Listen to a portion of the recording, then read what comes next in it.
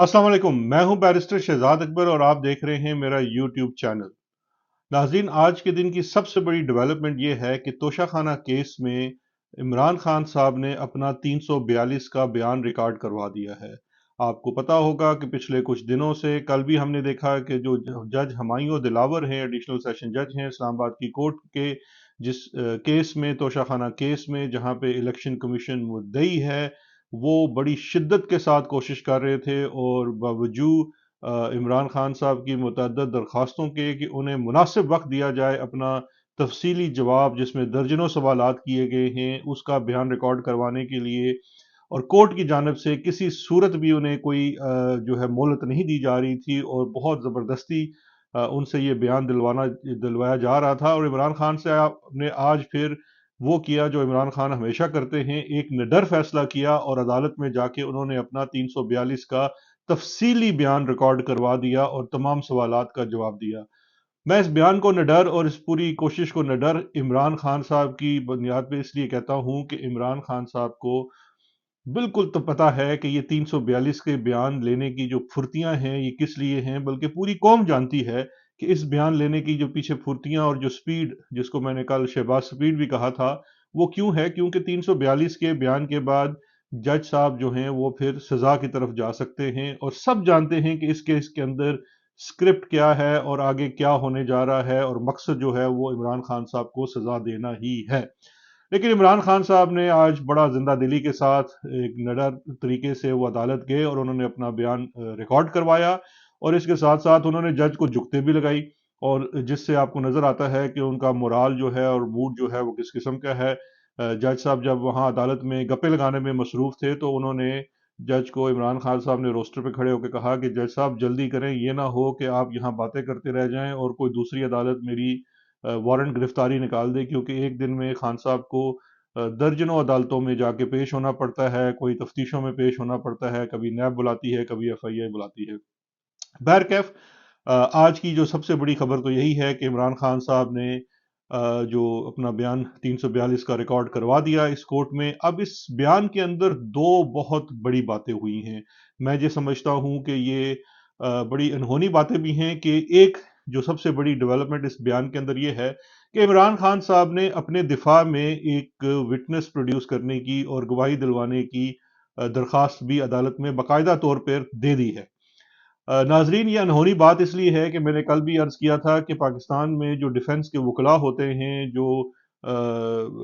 मुलजमान के वकील होते हैं, वो कभी भी डिफेंस पेश नहीं करते। रवायत यही रही है और हमेशा वो प्रोसिक्यूशन के केस के अंदर लूप होल तलाश करके अपने जो क्लाइंट है, जो अपना मोकल है, उसके फायदे के लिए काम करते हैं, क्योंकि ये एक बड़ी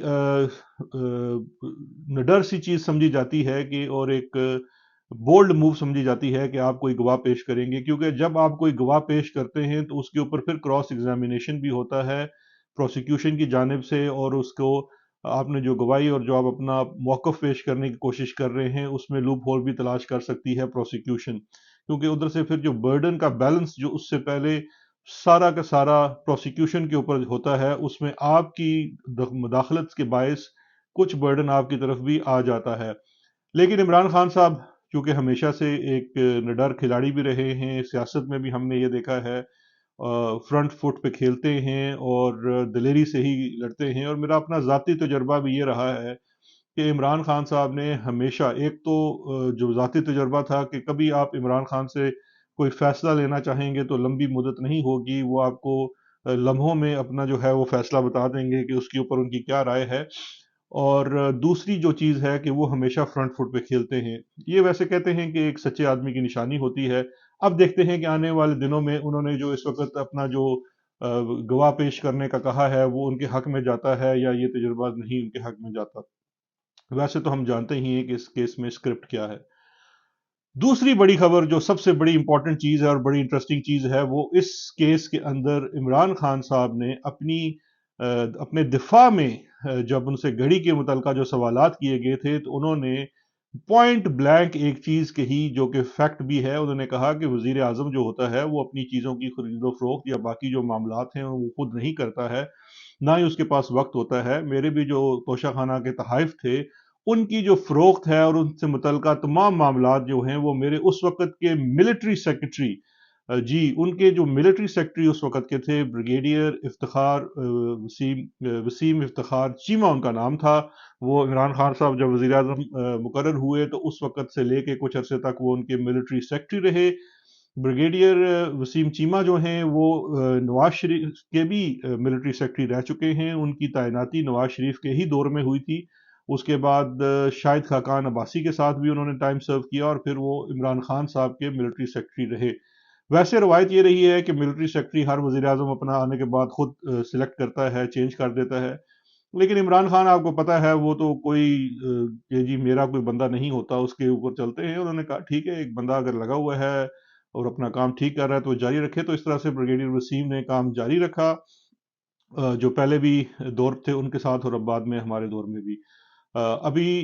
بریگیڈیئر وسیم جو ہیں وہ پروموشن پا کر میجر جنرل ہو چکے ہیں، شاید جولائی 2022 میں ان کی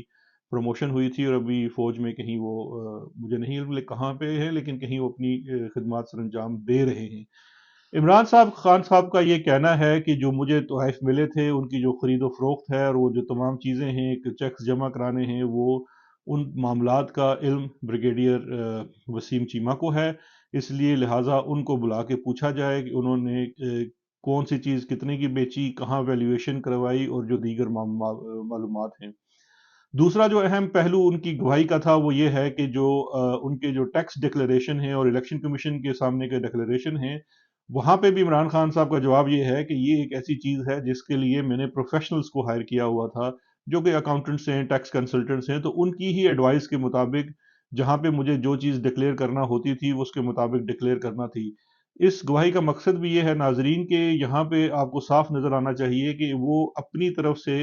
یہ نہیں کہہ رہے کہ میں نے کوئی سی چیز چھپائی ہے یا نہیں چھپائی ہے۔ فیکٹس جو ہیں، وہ جو سٹیٹمنٹس ہیں، وہ ڈاکومنٹس ہیں، وہ آپ کے سامنے ہیں، انہوں نے کہا، اور جو چیزیں ڈکلیئر کرنی ہیں وہ رول اور قاعدے کے مطابق جہاں جہاں ضرورت تھی ان کو ڈکلیئر کیا گیا۔ واپس آتے ہیں ان کے ملٹری سیکرٹری کے اوپر۔ ناظرین، ملٹری سیکرٹری جو ہے وہ کسی بھی وزیر اعظم کے ساتھ انتہائی قریبی تصور کیا جاتا ہے۔ اس کی وجہ یہ ہے کہ صبح کے آغاز میں جب آپ کا بٹلر آتا ہے اور آپ کو وہ انڈا اور ساتھ کافی کا ایک کپ دیتا ہے، تو وہ وہاں سے لے کے رات سونے تک وزیر اعظم کی تمام تر میٹنگز، ڈائری، کس سے ملنا ہے، کب ملنا ہے، کتنی دیر ملنا ہے، کس کا فون آنا ہے، کس کا فون نہیں آنا ہے، کپڑے کہاں سے آنے ہیں، استری کہاں سے ہونی ہے، ایک ایک چیز جو ہے وہ ملٹری سیکرٹری جو ہے یہ اس کی ذمہ داری آتی ہے۔ اور ملٹری سیکرٹری کا ایک پورا سیکٹریٹ ہوتا ہے وزیر اعظم ہاؤس کے اندر، جس میں ان ملٹری سیکرٹری جو ایک بریگیڈیئر لیول کے سرونگ ملٹری آفیسر ہوتے ہیں، ان کی معاونت کے لیے ان کے ساتھ پورا ایک پیرافرنیلیا ہوتا ہے، جس میں ایک لیفٹیننٹ کرنل، میجر اور کپتان اور اس کے نیچے کا پورا عملہ ہوتا ہے۔ پھر اس کے ساتھ ساتھ ایک جو فضائی ہماری افواج ہیں، ان کی طرف سے بھی ایک اسکواڈرن لیڈر ہے، وہ اے ڈی سی کے طور پہ فرائض انجام دیتا ہے۔ اسی طرح سے نیوی کا ایک افسر ہوتا ہے، وہ بھی اپنے فرائض انجام دیتا ہے، اور یہ پورا ایک پیرافرنیلیا جو ہے وہ وزیر اعظم کی ان تمام چیزوں کا وہ ذمہ دار ہوتا ہے۔ لہٰذا اور یہ کوئی عمران خان صاحب نے کوئی نئی بات نہیں کی ہے۔ میں آپ کو یہاں پہ دو قصے سناتا ہوں جو ماضی میں بھی اس طرح کے معاملات میں وہ تمام تر چیزیں ملٹری سیکرٹری کی معلومات میں تھی، بلکہ ان کے ہاتھوں ہوئی۔ ایک انفارمیشن بریگیڈیئر وسیم چیمہ ہی کی میں آپ کو سنا دیتا ہوں کہ جب ہمارے دور میں نیب کی جانب سے اس وقت کے آئی بی کے جو چیف ہیں آفتاب سلطان، ان کے اوپر ایک کیس تھا جس کی انکوائری نیب میں چل رہی تھی کہ نواز شریف صاحب نے سارک کانفرنس کے لیے کچھ گاڑیاں منگوائی تھی، جو گاڑیاں بعد میں فورن آفس جو سارک کانفرنس تو ہوئی نہیں، اور وہ کوئی مرسیڈیز بڑی ایکسپینسو قسم کی مے بیک مرسیڈیز تھی، اور وہ وزارت خارجہ نے منگوائی، اور پھر وہ وزارت خارجہ سے وزیر اعظم ہاؤس آ گئی۔ تو اس میں جو آئی بی سے جب سوال جواب کیا گیا تو وہاں پہ جو آفتاب سلطان صاحب کی طرف سے جواب بھی نیب کو دیا گیا، وہ بھی یہی تھا کہ جناب یہ تمام تر چیزیں آپ ملٹری سیکرٹری سے پوچھ سکتے ہیں، کیونکہ ملٹری سیکرٹری ہی رسپانسبل ہوتا ہے وزیر اعظم کے گاڑیوں کے بھی فلیٹ کا۔ تو اس لیے وہ گاڑیاں وزیر اعظم ہاؤس کیسے پہنچی، وہ فلیٹ میں کیا کر رہی تھی، ان کی جو اپ کیپ تھی، مینٹیننس تھی، وہ کیسے ہوتی تھی، کون اس کی ادائیگیاں کرتا تھا، یہ تمام جو ہوتا ہے اس کا رسپانسبل ملٹری سیکٹری ہوتا ہے، اور اتفاق سے اس وقت بھی بریگیڈیئر وسیم تھے۔ یہ اور بات ہے کہ جب وہ نام آیا تو پھر نیب نے وہ تقریباً اپنی انکوائری ہی ڈراپ کر دی اور کبھی اس بریگیڈیئر وسیم کو نہیں بلایا گیا۔ اس سے پہلے ماضی میں چلے جائیں تو آصف علی زرداری صاحب پہ آپ کو یاد ہوگا کہ ایک کیس آیا جس میں اسی طرح سے ایک گاڑی کی فروخت اور پھر گاڑی کے پیسے جمع کرائے جو توشہ خانہ سے تھی اس کے تھی۔ اس میں ایک نام آیا تھا اس وقت کے ملٹری سیکرٹری کا۔ وہ ملٹری سیکرٹری جو تھے اس وقت بریگیڈیئر عامر تھے، محمد عامر، جن کی جانب سے ان کا اپنے ذاتی چیک سے بھی وہ پیسے جمع کروائے گئے توشہ خانہ میں گاڑی کی ادائیگی کے لیے، اور ان کا نام بھی آتا رہا جو جے آئی ٹی بنائی تھی سپریم کورٹ آف پاکستان نے، اور پھر یہ معاملہ نیب اور ایف آئی اے کو ریفر ہوا بعد میں، اور آج بھی یہ معاملہ سب جوڈس ہی ہے مختلف کورٹس کے اندر۔ وقت کے ساتھ چیزیں آگے پیچھے ہو گئی، لیکن کبھی بھی ان ملٹری سیکرٹری کو جو اس وقت کے ملٹری سیکرٹری تھے اور آج وہ سرونگ کور کمانڈر ہیں، ان کو کبھی طلب نہیں کیا گیا اور ان کی کبھی گواہی ریکارڈ نہیں کروائی گئی۔ اب واپس آتے ہیں اس کیس کے اندر۔ تو اس کیس کے اندر بھی عمران خان صاحب کی جو گواہی آئی ہے اور جو انہوں نے اپنے ڈیفنس میں جس وٹنس کا نام دیا ہے وہ بریگیڈیئر اور ابھی حال کے میجر جنرل وسیم افتخار چیمہ ہیں۔ ان کو بلایا جائے، عمران خان صاحب کا کہنا ہے، اور ان سے پوچھا جائے کہ انہوں نے گھڑی کیوں کر، کب، کہاں، کتنے کی بیچی اور اس کی ویلیویشن کس سے کروائی، کیونکہ اگر دیکھیے بیچنے میں بریگیڈیئر وسیم چیمہ تھے اور ان کی جو ویلیویشن تھی اگر غلط ہوئی، صحیح ہوئی تو پھر اس کی ذمہ داری ان کے اوپر آئے گی۔ اب بڑا امپورٹنٹ ہے کہ عدالت کیا کرتی ہے، کیا ان کو سمن کرتی ہے، کیا بریگیڈیئر وسیم چیمہ عدالت تشریف لاتے ہیں، کیونکہ اس وقت وہ سرونگ ملٹری آفیسر ہیں اور ان کے اپنے کوڈ آف کنڈکٹ کے تحت ان کو چیف آف آرمی سٹاف کی پرمیشن چاہیے ہوگی سول عدالت میں آ کے گواہی دینے کے لیے بطور ڈیفنس وٹنس کے۔ اور پھر یہ سوال پیدا ہوگا کہ جناب کہ بریگیڈیئر وسیم چیمہ صاحب آ کے کیا کہیں گے، کیونکہ جب وہ جو بھی آ کے کہیں گے اور پروسیکیوشن ان کے اوپر کراس ایگزامن بھی کرے گا، یہاں پہ دو صورتحال پیدا ہو سکتی ہے۔ ایک تو یہ ہو سکتی ہے کہ دیکھیے پچھلے کچھ دنوں سے آپ نے دیکھا کہ کچھ مہینوں سے ایک سیزن چلا ہوا تھا جی کہ اس کو پکڑ لو، اس کا بھائی اٹھا لو، اس کا بیٹا اٹھا لو، اس بندے کو خود اٹھا لو اور پھر اس کو کہو کہ وعدہ معاف گواہ بن جائے۔ اب جو کیس آپ نے اتنا ڈھونڈ ڈاڑ کے تیار کیا اس میں جو عمران خان صاحب نے آپ کا اپنی جو بساط ہے وہ الٹ کر کے رکھ دی ہے، اور اب آپ کو ملٹری کے ایک حاضر سروس میجر جنرل صاحب کو آنا پڑے گا۔ اب وہ جب آ کے گواہی دیتے ہیں تو وہ وعدہ معافی کی گواہی دیتے ہیں یا اصل حقائق کی گواہی دیتے ہیں، یہ ہمیں اب آنے والے دنوں میں نظر آئے گا۔ یہاں پہ ویسے یہ بھی ہو سکتا ہے کہ عدالت ان سے اگری نہ کرے اور یہ کہہ دے کہ جی ہم نہیں بلاتے ان کو، تو اس صورت میں عمران خان صاحب جو ہیں وہ اس کو چیلنج کر سکتے ہیں، کیونکہ بہرکیف قانون آپ نے کتنا بھی اس وقت انڈر دا رگ کر دیا ہو،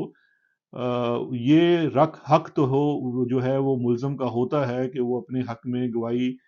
دے سکے، کیونکہ اگر آپ اس کی جو حق میں دی ہوئی گواہی ہے اس کو پیش نہیں کرنے دیں گے تو یہ چیز آپ کے خلاف جائے گی، اور آپ کے کیس کی جو کنوکشن اگر آپ کرتے ہیں، جو آپ کرنے جا رہے ہیں، صاف نظر آ رہا ہے وہ ایک غیر محفوظ کنوکشن تصور کی جائے گی جس کے اندر ڈیو پروسیس کو فالو نہیں کیا جائے گا۔ تو لہٰذا میں سمجھتا ہوں کہ عمران خان صاحب نے نہ صرف نڈر ہونے کا ثبوت دیا بلکہ ساتھ ساتھ ایک اسٹریٹجک موو بھی کی ہے، اور اب وہ جسے کہتے ہیں کہ آپ اپنے دام میں صیاد آ گیا تو کی مانند اب جو گواہی ہے وہ اسی ادارے کی طرف سے آئے گی جہاں سے یہ ساری چیزیں شروع ہوئی ہیں۔ تو دیکھتے ہیں آنے والے دنوں میں کیا ہوتا ہے، بٹ آج کے دن میں سمجھتا ہوں کہ عمران خان صاحب نے اپنی نڈری سے اور اپنی جو اسٹریٹجک چال چلی ہے اس سے چیزیں کافی مشکل کر دی ہیں کہ آپ سزا تو دلوانے جا رہے ہیں لیکن میں سزا سے پہلے کافی لوگوں کو ننگا کر دوں گا، یہ عمران خان صاحب کا آج میں سمجھتا ہوں تھا رہا۔ تو دیکھتے ہیں آنے والے دنوں میں کیا ہوتا ہے، اپنا بہت خیال رکھیے گا، شکریہ اور خدا حافظ۔